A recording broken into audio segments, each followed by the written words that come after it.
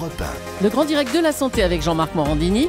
Et aujourd'hui, autour de la table, le docteur Martine Pérez, Anne Le Gall, spécialiste santé d'Europe 1, le docteur Catherine Solano, qui est sexologue, et notre nutritionniste, le docteur Jean-Michel Cohen. L'année dernière, il s'est vendu en France 970 millions de burgers. Une passion des Français. Mais alors, entre le sandwich jambon-beurre et le hamburger, quel est le meilleur? On a décidé d'ouvrir le match aujourd'hui.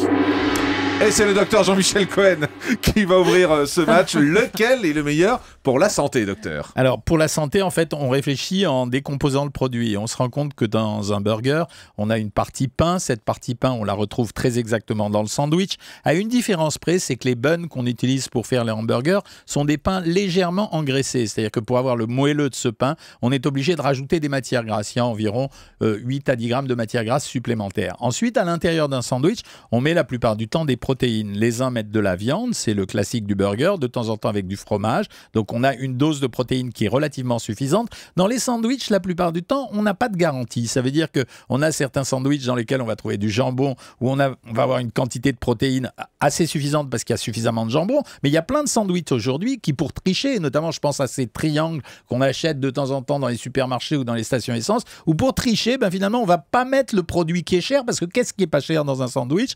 C'est le pain. Donc on va mettre plus de pain et peu de protéines. À ce moment-là, le sandwich devient déséquilibré. Ensuite, il y a les matières grasses. Pour le burger, en général, c'est la sauce, mais finalement, il y en a assez peu. En tout cas, dans les burgers qu'on trouve dans les fast-food, etc. Et pareil, dans le jambon-beurre, ça va dépendre également du fabricant du jambon-beurre, qui va soit être très généreux sur le beurre et le rendre très très gras, soit ne pas être généreux et le rendre correct. Donc ça veut dire que si je compare un hamburger de fast-food à un sandwich jambon-beurre, je suis assez voisin de l'un de l'autre, sauf que j'ai plus de garantie dans le burger parce qu'il est fabriqué de façon industrielle, alors que dans le jambon-beurre, ça dépendra quand même de celui qui me l'aura fabriqué. Donc je dirais que c'est presque match égal, un peu plus gras pour le burger la plupart du temps, statistiquement, un peu moins gras pour le jambon-beurre, équivalence calorique sensiblement les mêmes. Alors il y a un truc qu'il faut regarder dans les sandwichs et dans les burgers, c'est ce qu'on appelle le rapport protéines sur lipides. Ça veut dire, est-ce qu'il y a plus de protéines que de graisse? Alors nous on le sait quand c'est écrit sur les boîtes. Par exemple, les burgers du célèbre McDonald's sont relativement équilibrés et je ne suis pas payé par McDonald's, comme on a l'habitude de raconter de temps en temps. Donc oui, parce qu'il y a 23 grammes de protéines et 21 grammes, notamment dans le gros sandwich, de lipides. Donc le sandwich est correctement équilibré. À l'inverse, je peux fabriquer un super jambon beurre chez un boulanger ou chez un teneur de bistrot ou de brasserie qui va me faire un tiers de baguette, qui va me mettre dedans 100 grammes de jambon qui n'est pas très gras, qui va me mettre 15 à 20 grammes de beurre et qui peut-être aura la gentillesse de rajouter un peu de gruyère. Dans ce cas-là, j'aurai quasiment l'équivalent. Le vrai problème de ces produits, ça reste toujours l'accompagnement. Le burger, c'est quelque chose de classique, mais personne n'est capable d'aller rentrer dans un fast-food pour commander un burger. En général, on l'accompagne soit d'un soda, y compris light, soit d'une portion de frites, soit d'un dessert. C'est vraiment le vrai problème. Moi qui vous écoute avec attention, si on prend avec un soda light, il n'y a pas de souci.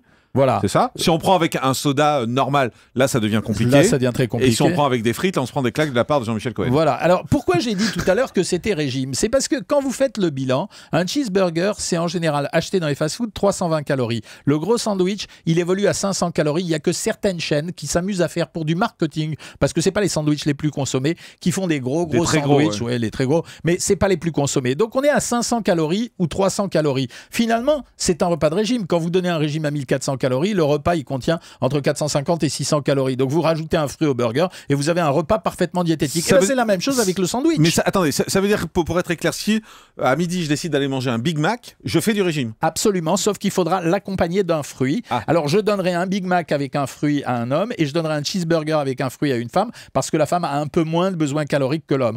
Pour le sandwich, c'est exactement la même chose. Je peux très bien donner un sandwich. Vous savez, quand vous mangez un sandwich jambon-beurre, c'est la même chose que quand vous mettez dans une assiette des pâtes avec du jambon et que vous avez mis un peu de beurre dans les pâtes. Ça revient strictement au même. C'est pour ça que l'individu... Non, mais il y a le pain.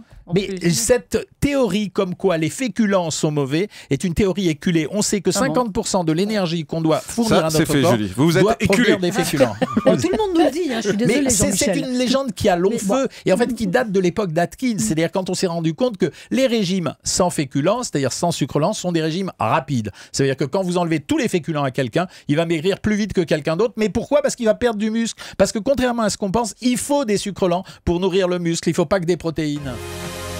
Europe 1, le grand direct de la santé. Jean-Marc Morandini.